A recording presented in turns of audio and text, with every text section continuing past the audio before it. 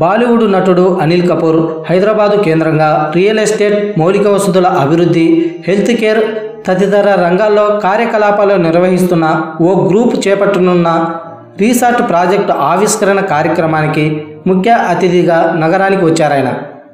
ఓ star హోటల్లో సోమవారం రాత్రి జరిగిన ఈ కార్యక్రమంలో ఆయన పలు అంశాల గురించి ముచ్చటించారు. ముంబైలో ఏ దర్శక నిర్మాత నాకు బ్రేక్ ఇవ్వని కాలంలో తెలుగు సినీ పరిశ్రమ తనను నటుని చేసిందన్నారు.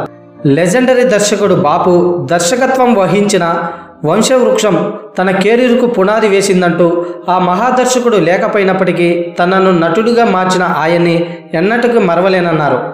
అసాధారణ అనుభవాలను అందిస్తున్న తెలుగు సినిమా, ఆయన తెలుగులో సినిమా చేయడానికి ఎప్పుడు సిద్ధంగానే ఉన్నానంటున్నారు. వాస్తవానికి బాహుబలి చిత్రం తర్వాతే మొత్తం ముంబై, హైదరాబాద్ వైపు చూస్తుందని, గొప్ప టెక్నీషియన్స్ ఇక్కడ ఉన్నారని, హాలీవుడ్లో సైతం సత్తా చాటగలిగిన వీరితో సినిమా చేయడానికి తాను ఆసక్తిగా ఎదురు చూస్తున్నానన్నారు. Thanks for watching. Please subscribe my channel.